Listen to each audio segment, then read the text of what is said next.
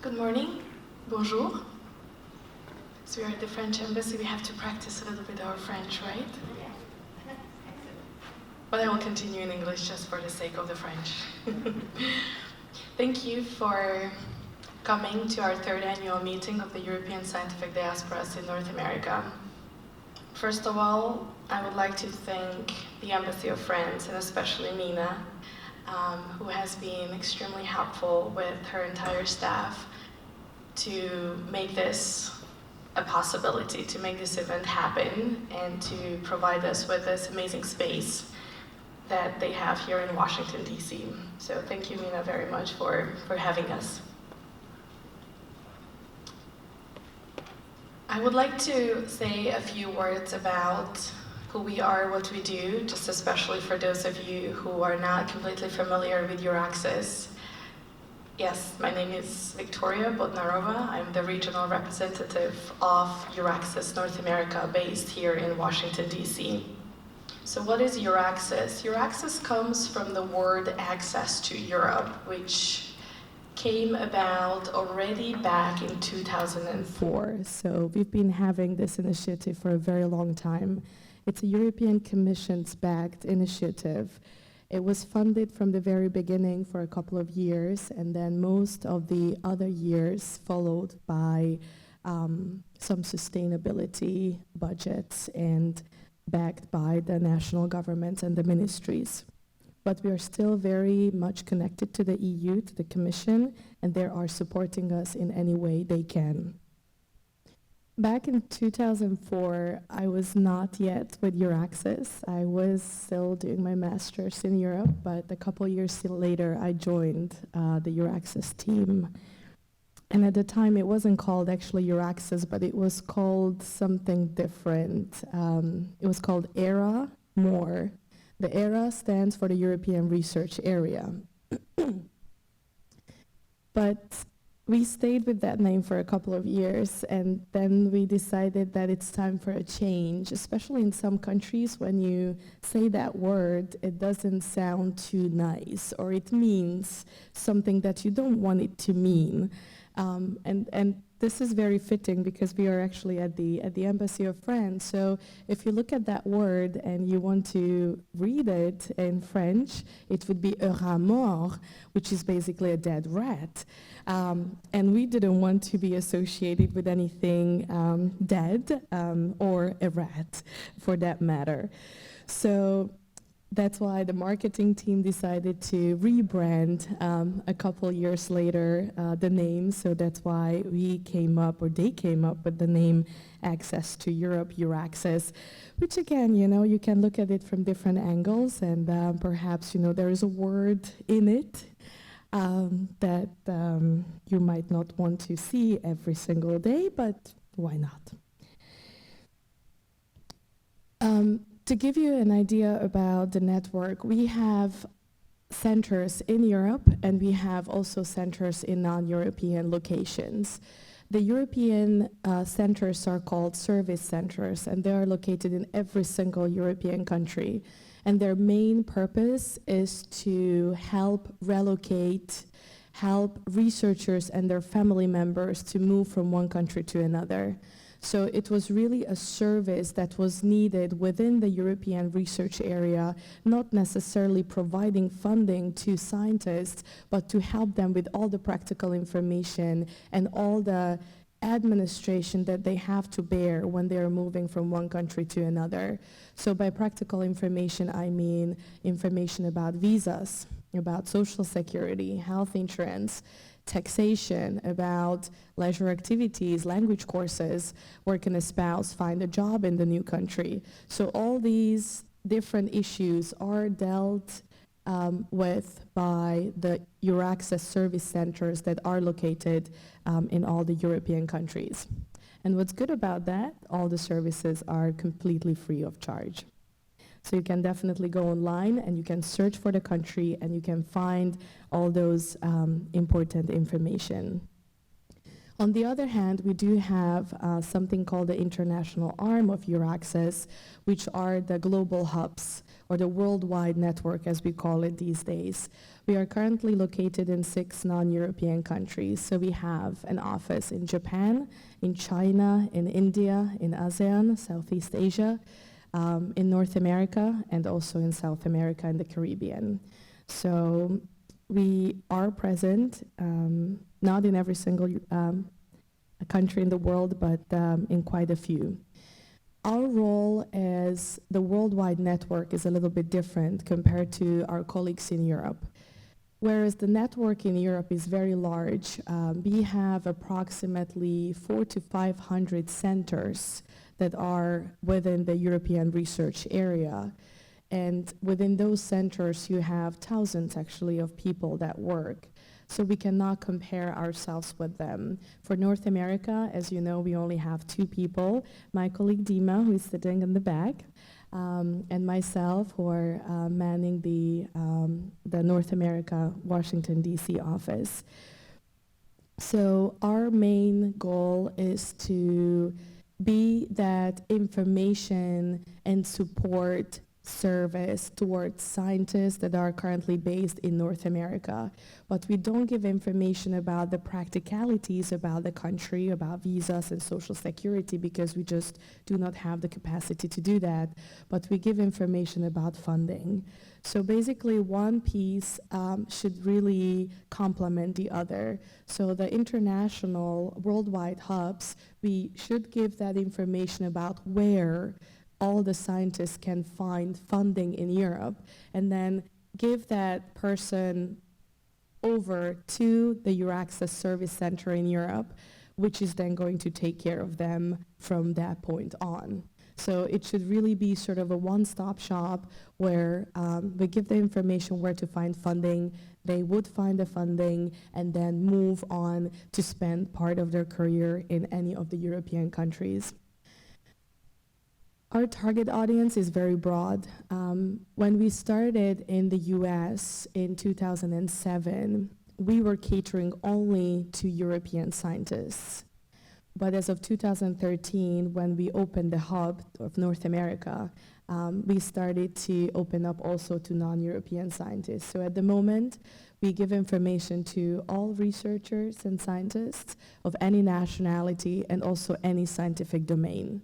So you can be from social sciences, you can be from life sciences, physics, humanities, and we would be able to give you that piece of information or where you can find the funding that you're looking for.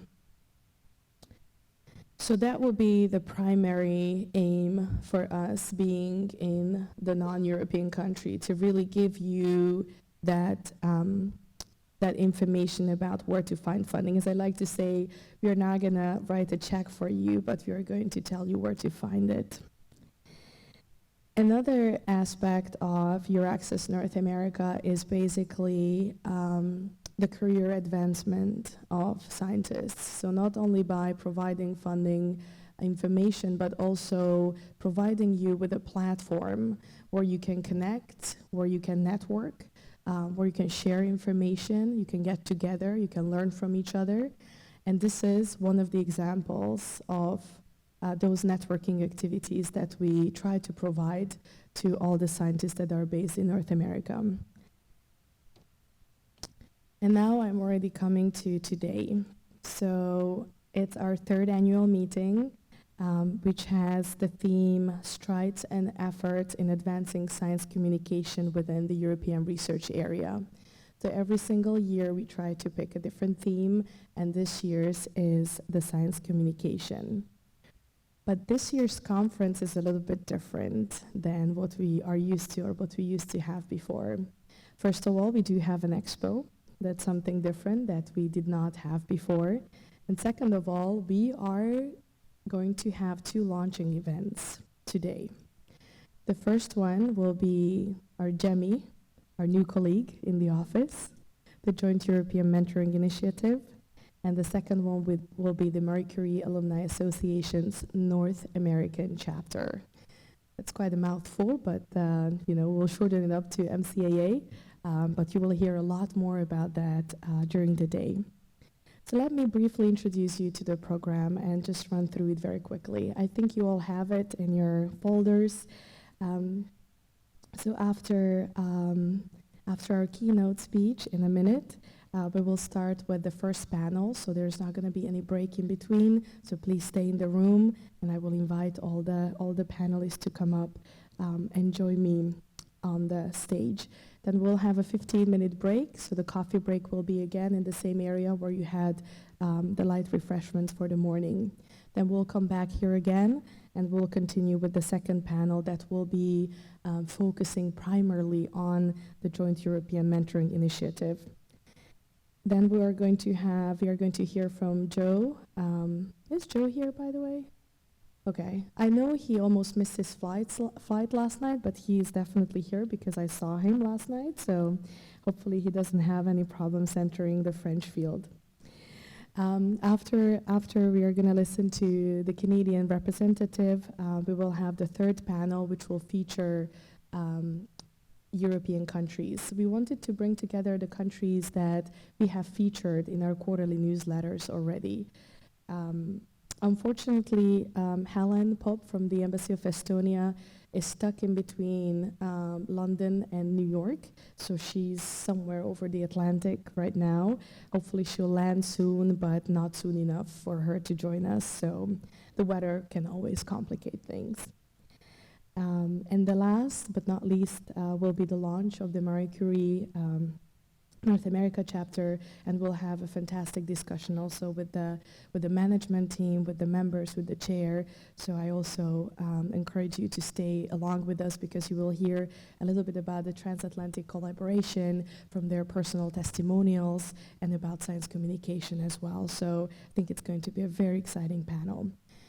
And we will close the day with a keynote speech by Ms. Tiffany Lowater from AAAS.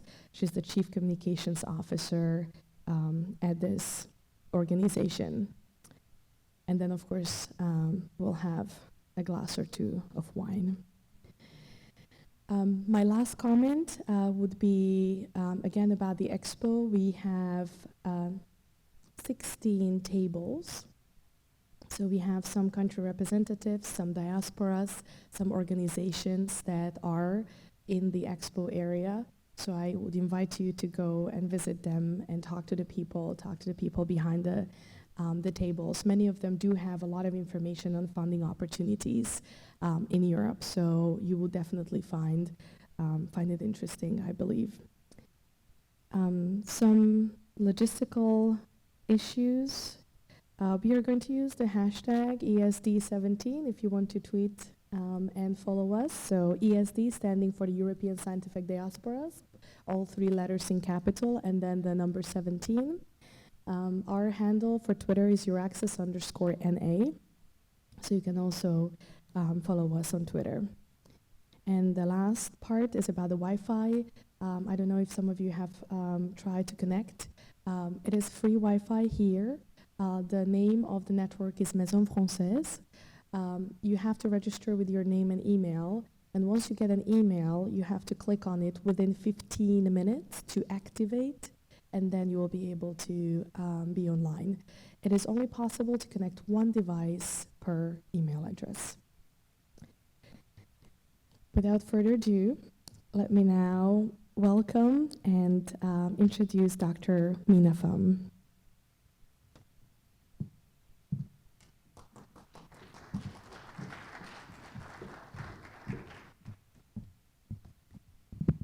So on behalf of the French Embassy, welcome everybody. I'm Mina Pham. I'm the Counselor for Science and Technology in this embassy. And I suddenly realized that the EURAXESS North America was launched in 2013, the very moment when I arrived here and took my position. And now I understand better why we have been involved from the very beginning in your activities, and we have been hopefully helpful enough, and we really appreciate working with EURAXESS, and today is the illustration of our constant support. So my privilege as a host is that I can talk a bit about our opportunities for for American or European fellows in the United States to come to France, and I will try to give you an overview of these opportunities. How does it work? Oh. No.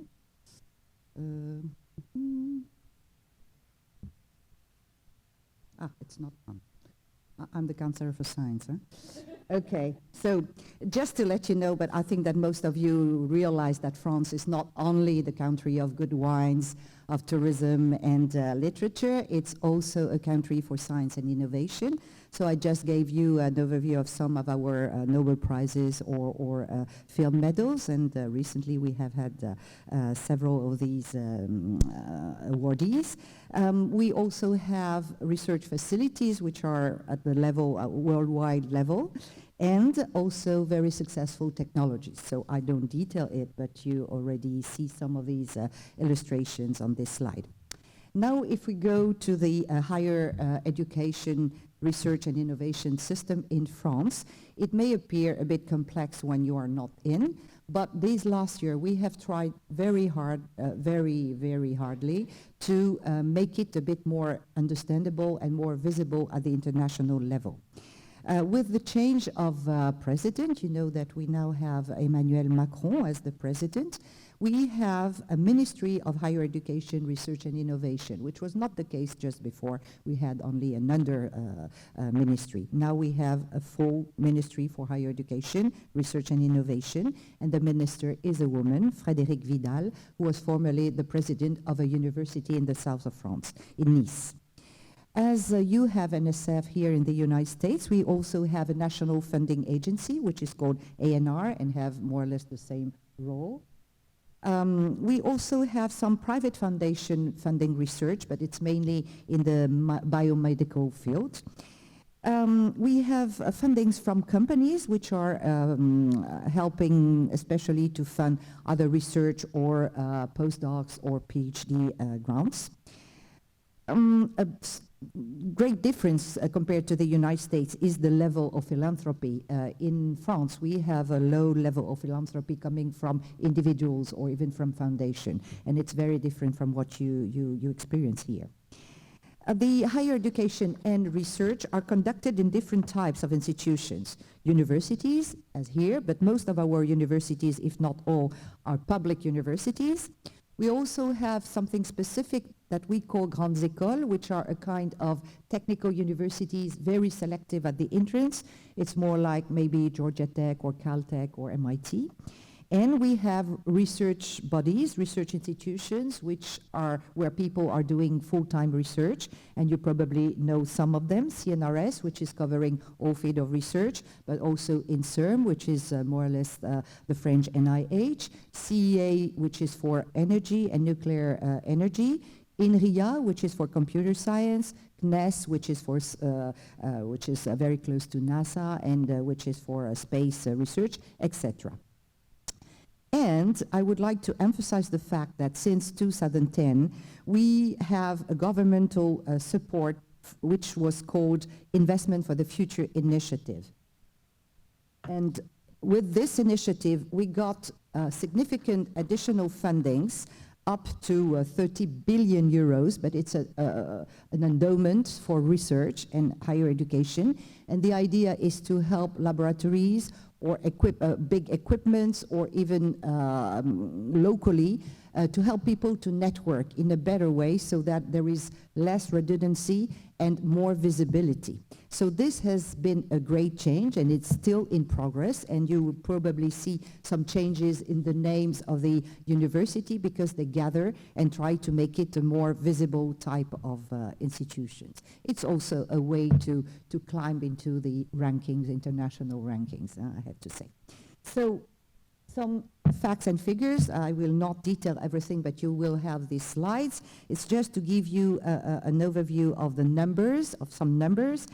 Maybe some of the important points is that it's nearly 2.3, 2.2, part of the GDP, which is dedicated to R&D, which is not negligible. We also in France have a system where we get permanent position, possibly at an age of 30 to 35, which is quite unique even in Europe. Of course, it's a very competitive type of positions, but anyway, you can get some. In terms of scientific publication, we are 7th world rank, which is not too bad regarding the size of our country. And we produced 3.3% of the worldwide publications. We also have nearly or even more than half of our publications which are published with a co-author from another country, mainly Europe, but not only. Now, I would not miss the fact that the international representation in terms of science and technology is not only the fact of the people working in science, it's also supported by the French diplomatic network. I'm part of it, of course, but I have to say that I'm quite impressed by the effort which is made by the Ministry of Europe and Foreign Affairs. The minister, the current minister is Jean-Yves Le Drian. So the French diplomatic network is the 3rd world rank at the moment, just behind United States and now China. And you compare the size of the country and you understand that diplomacy is very important for us. So we have 160 embassies and offices also in Pyongyang and Taipei, so you see we're everywhere. And we have also, we are represented in permanent, we have permanent representations. So if we look at the science and university type of offices, we have 154 all over the world. It means that it's more than 6,000 people working in this field all over the world. And we have 6 full-time, let's say, counselor for science and technology in big countries such as, in terms of science, such as United States, UK, Germany, Russia, China, and Japan. Also, which is interesting, there are some specific type of research institution, mainly in social sciences and humanities, which are co-supported by the Ministry of Foreign Affairs and CNRS, doing research in archaeology and many other fields of the humanities. The archaeological missions are strongly supported by the ministry. We have 160 sites in the world supported by the Ministry of Foreign Affairs for archaeology. And we also are supervising, the Ministry of Foreign Affairs, supervising many international organizations, including research ones like IRD or CIRAD, which are both research institutions dedicated to the development in southern countries, and CIRAD is more for agronomy. And we are also part of the ministry is part of various agencies and institutions. And we have an ambassador for science and technology, who is Professor Catherine Brechignac, who was the former president of CNRS. Now, let's go to our Office for Science and Technology. Just a few words to tell you what we are doing. So we are a rather big network of 1 counselor, myself, and 8 scientific attachés, plus 10 young professionals who are deputy attachés, science attachés.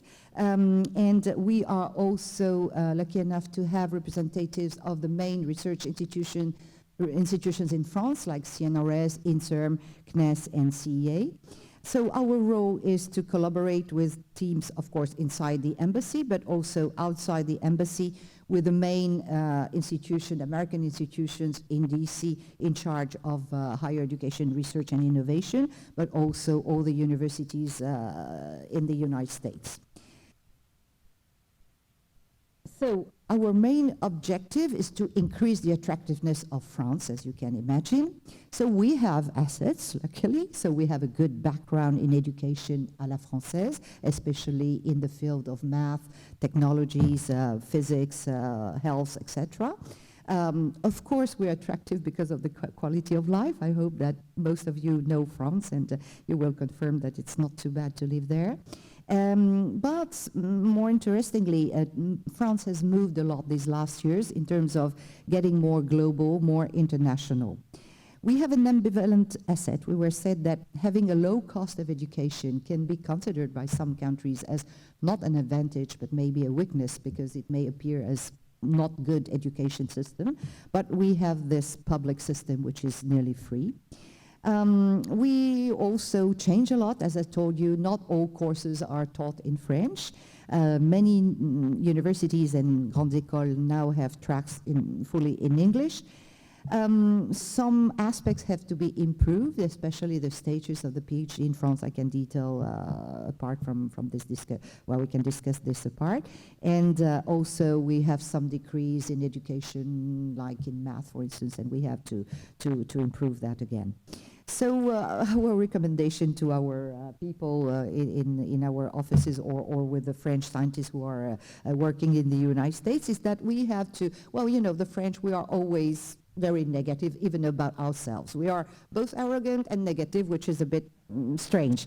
But so what we try to do is to really show the success stories, French people who are in the United States with a great success in their career, and this is very nice for us.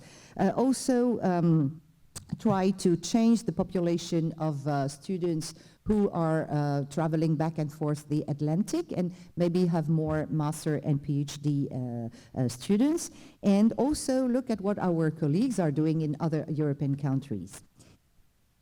Okay, so I listed here a few programs which are available to bring more exchange between France and the United States.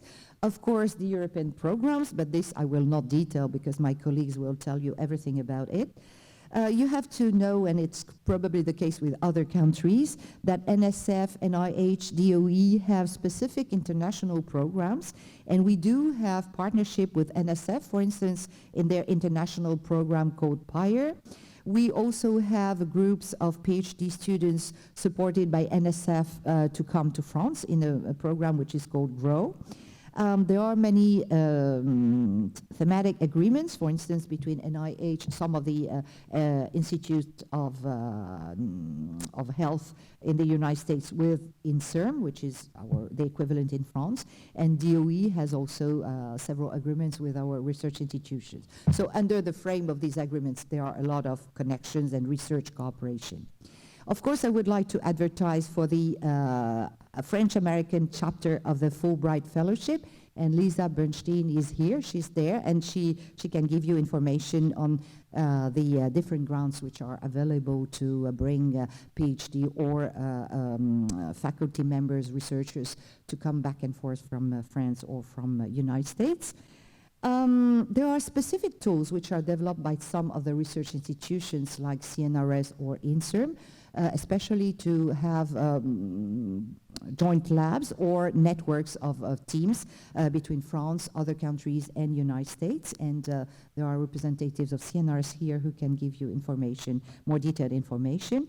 And we have our own programs which are funded by the Embassy of France. I will not give you too many details. You will have the detailed information on our booth.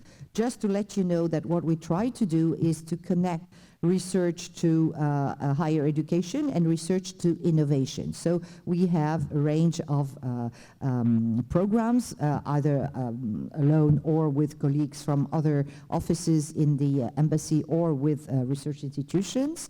I will just enlighten one program which is about student mobility, and this is after a declaration which has been made in 2014 between the former Foreign Affairs Minister Laurent Fabius and John Kerry, the State Secretary of that time. And the idea was to increase the mobility of students between France and the United States, to double it for students. And here I have a colleague from our cultural and university office who can tell you a bit more about it. So we made different workshops to exchange ideas with our colleagues in the United States, and we went to a roadmap. And just to advertise, we will have a meeting early, when will it be? It will be in May, to make states, to have follow-up of all what we have been doing for the last 3 years on this program. In this frame, we have also specific type of actions that, again, I will not detail, but it go from fundings, direct grants to bring students to France, to summer schools, or kind of summer schools, let's say boot camps, to bring students from, we try to diversify the origins of the students who came, and we had an agreement with some of the community college to bring them to France. And we also have a mentoring program, and this is in the opposite way. We take advantage of having young professionals in our diplomatic network to help students from underrepresented population in France to get more, to speak English and get more confident to go abroad. Now, one of our main program here is the Chateaubriand mobility program, which is in STEM, but also in humanities. I think that many of you are familiar with this program. Is to bring PhD students, American PhD students, American meaning that they are registered in an American university, to come from 4 to 9 months in a lab in France. And we have been quite successful with this program, and we have all the information available for the Chateaubriand program, and we have 2 of our colleagues here who are leading this program for our office, Rachel and Marilyn, and they can give you information. We also have been very, in the past our ministry was a bit more wealthy, and we had 4 endowment with 4 of the most prestigious universities in the United States, MIT, Stanford, Berkeley, and UC Davis, and Chicago. And we now have the revenues of these endowments, which allow us to bring, to fund research collaboration between these universities and any lab in France. There is also a specific agreement with Columbia, with 3 of our main school or universities in France. And we are now launching a new fund with the University of Texas at Austin, and I can tell you more also about it, which is a premiere. Okay, now another program that I would like to advertise on is the Thomas Jefferson Fund. We launched it, the embassy launched it this year actually, and the idea is that this program is a bilateral program, but not limited to one or some universities in the United States. It's fully opened. It's mainly for young meaning less than 45, let's say, scientists, PIs, with innovative types of cooperation. It's seed money, it's not big money, and it is in 3 fields, let's say. One is about STEM, another field is about social science and humanities, and the third field is about science for society, let's say. So we have been overwhelmed by our success the first year. We got nearly 200 applications for only 9-10 possible fundings. So now we will try to increase this number of funded projects.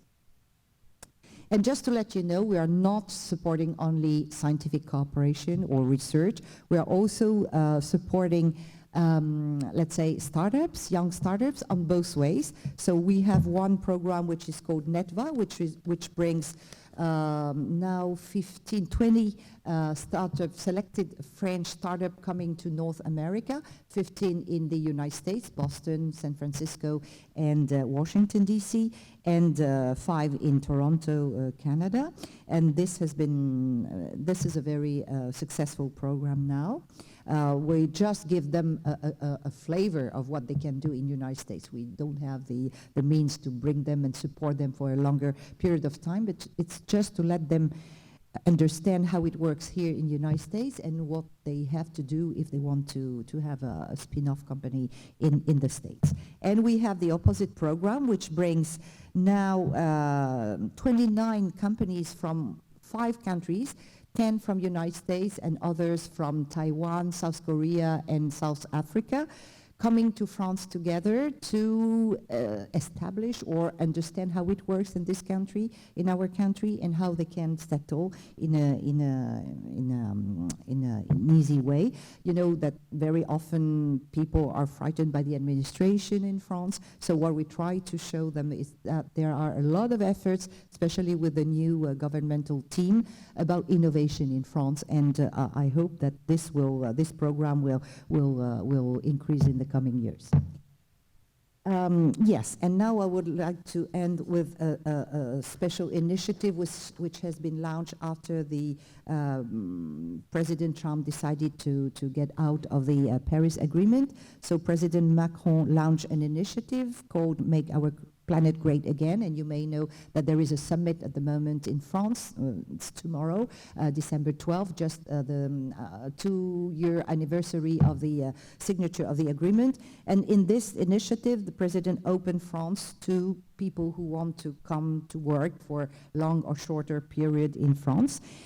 Again, we have been a bit overwhelmed by the success of the initiative. So we received 11,000 messages, of course, not all for a practical visit or mobility to France. But anyway, 30 million euros matched, so 60 million euros have been dedicated to this program to welcome long-term researchers in this field. This field covers environment, energy transition, climate change, to come to France. And we at the embassy got 1.2 million euros to organize the mobility for shorter term for students or for scientists who wants to come for shorter period. And Germany also joined the initiative with 15 million euros dedicated to this initiative. Okay, so I think that I end with what is your main interest today. You may know that the French don't have a diaspora by itself. There are several diasporas, I would say.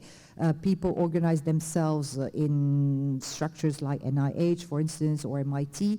We also have alumni from Grandes Écoles who are in United States who gather, but we don't have a broad one. So we do a slight effort at the embassy, which is called NEST, which is a networking in science and technology. It is just a database for other French or Francophile people who know how it works in France and who want to help.